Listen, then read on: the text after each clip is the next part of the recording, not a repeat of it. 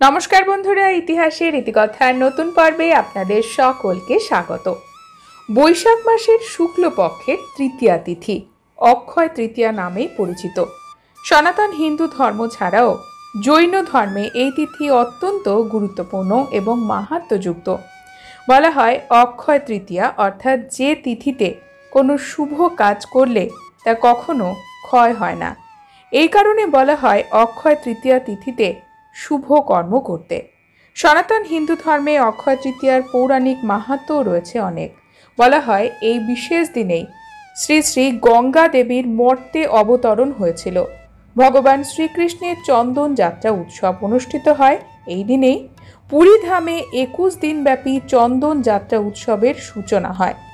অক্ষয় তৃতীয়া তিথিতে ভগবান বিষ্ণুর অবতার শ্রী শ্রী পরশুরাম দেবের আবির্ভাব হয়ে থাকে।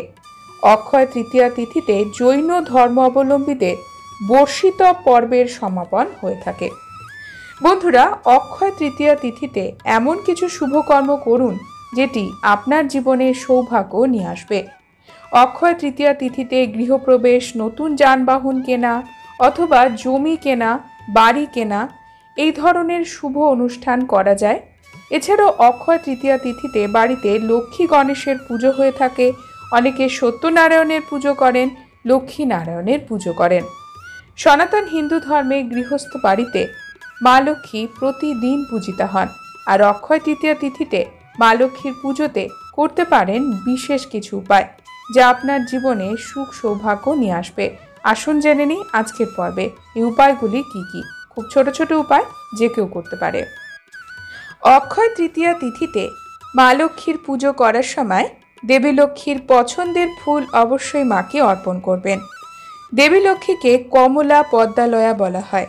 মা লক্ষ্মী পদ্ম আসনের ওপরে অধিষ্ঠিত থাকেন। এই কারণে লক্ষ্মী পুজোতে অবশ্যই পদ্ম ফুলের ব্যবহার করতে পারেন। এছাড়াও যে কোনো লাল ফুল এবং হলুদ ফুল মা লক্ষ্মী পছন্দ করেন। অন্যান্য রঙের রঙিন ফুলও দেবী লক্ষ্মীর পছন্দের। তাই লক্ষ্মী পুজোতে মাকে লাল ফুলের মালা, হলুদ ফুলের মালা অক্ষয় তৃতীয়াতে অর্পণ করুন। লক্ষ্মী পুজোতে অক্ষয় তৃতীয়ার দিনে মা লক্ষ্মীকে আলতা সিঁদুর অর্পণ করবেন। এছাড়াও এই দিনে মা লক্ষ্মীর পুজো করার সময় একটি নতুন লবণের প্যাকেট বাড়িতে আনুন। সেটি মায়ের পুজোর সময় মায়ের সামনে রাখুন।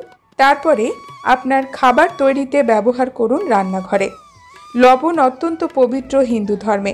অক্ষয় তৃতীয়াতে অন্য কোনো জিনিস যদি কিনতে না পারেন, অবশ্যই একটি লবণের নতুন প্যাকেট কিনুন। অক্ষয় তৃতীয়া তিথিতে বাড়িতে জলশঙ্খ আনতে পারেন। জলশঙ্খ বা দক্ষিণাবর্তী শঙ্খকে ভগবান বিষ্ণুর রূপ হিসেবে কল্পনা করা হয় এবং এটি অত্যন্ত পবিত্র। আপনার বাড়িতে যদি জলশঙ্খ না থাকে পুজোর স্থানে, তবে অবশ্যই এই দিনে অক্ষয় তৃতীয়াতে নতুন জলশঙ্খ কিনে সেটি পুজোর কাজে ব্যবহার করুন। অক্ষয় তৃতীয়া তিথিতে 11টি কড়ি আনতে পারেন আপনার বাড়িতে। সেটি মা লক্ষ্মীর পুজো করার সময় একটি লাল কাপড়ে বেঁধে মায়ের কাছে রেখে দিন। তারপরে আপনি আপনার টাকা রাখার স্থানে বা গয়না রাখার স্থানে সেটি রাখতে পারেন। অক্ষয় তৃতীয়া তিথিতে মা লক্ষ্মীর পছন্দের নৈবেদ্য মাকে অর্পণ করতে পারেন। নারকেলকে শ্রীফল বলা হয়, আর একমুখী নারকেল দেবী লক্ষ্মীর প্রতীক।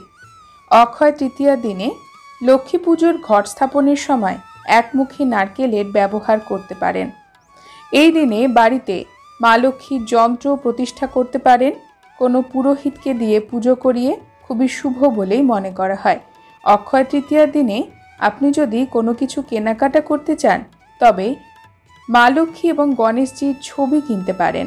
রূপোর তৈরি কয়েনও কিনতে পারেন, যেখানে মা লক্ষ্মী এবং গণেশজির ছবি দেওয়া রয়েছে।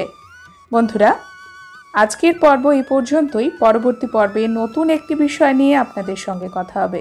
ততক্ষণ সকলে সুস্থ থাকুন, ভালো থাকুন। আর পুরো ভিডিওটি দেখার জন্য আপনাদের অসংখ্য অসংখ্য ধন্যবাদ।